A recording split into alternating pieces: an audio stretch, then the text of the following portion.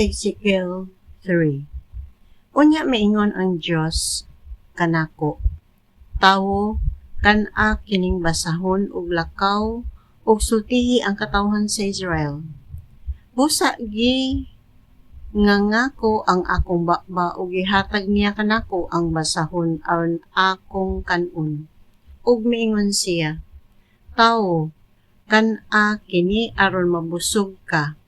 Busa gikaon ko kini ug sama kini katamis sa dugos. Unya miingon na usab siya kanako, tawo, lakaw ngadto sa katawhan sa Israel ug sultihi sila sa akong mga pulong. Wala ko ikaw padtua sa katawhan nga langyaw nga ang pinulungan dili mo masabot kundili ngadto sa imong mga isig ka Israelita. Kung padtuon ko ikaw sa mga langyaw, mamati gayud sila kanimo. Apan ang katawhan sa Israel nga maoy paadtuan ko kanimo dili mamati kanimo, kay gani ako wala man nila tagda, kay gahi man silag ulo ug tig-ag kasing-kasing. Apan hatagan ko ikaw og kaisog sa pagpakigharong kanila, ug himuon kong sa makagahi sa bato ang imong ulo busa ayaw kahadlok kanila o kalisang tungod sa ilang pagkamasupilon. Midugang pagayud siya pag-ingon kanako, tawo, pamatia ug tuuhi ang tanang isulti ko kanimo, ug lakaw ngadto sa mga nabihag mong katawhan ug ingna sila. Kini ang giingon sa Ginoong Dios, mamati man sila o dili. Unya gibayaw ako sa espiritu ug nabati nako gikan sa akong luyo ang daw-dahonog sa usa ka dakong linog nga miingon, dayga ang himaya sa Ginoo nga ana sa langit. Mao kadto ang dahonog sa mga pako sa upat ka binuhat samtang nagkasingki sila ug ang kabanha sa mga ligid nga diha sa tupad nila.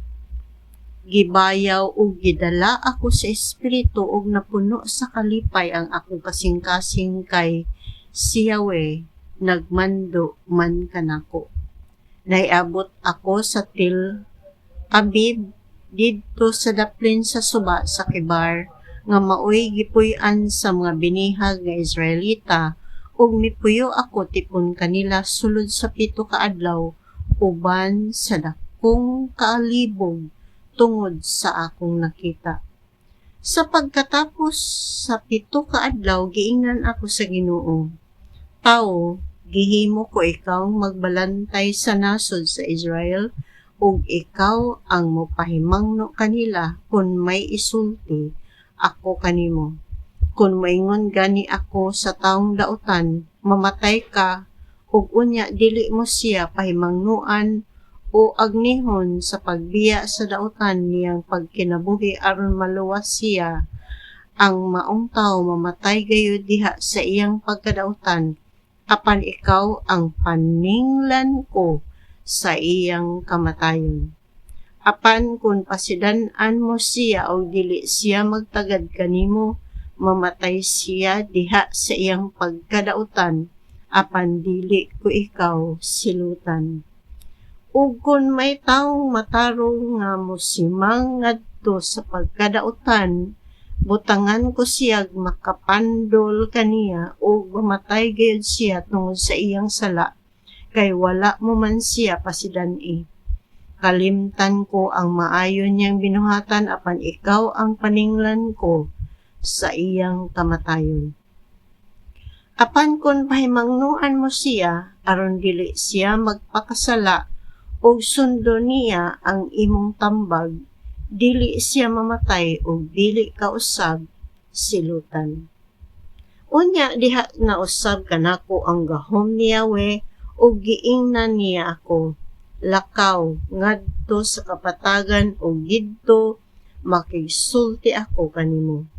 Busa miadto ako sa kapatagan ug nakita ko didto ang himaya ni Yahweh sama sa himaya nga akong nakita sa daplin sa suba sa kibar ug mihapa ako. Apan ang espiritu misulod kanako og gipatindog niya ako og giingnan. Pauli sa imong balay ug ayaw pagula. Gapuson kag pisi aron dili ka na makaadto sa imong katawhan ug himuon ko ikaw amang aron dili ka na makasulti ug dili na makabadlong niining masupilong katawhan.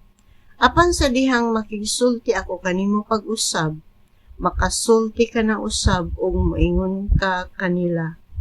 Kini ang gisulti sa Ginoong Dios.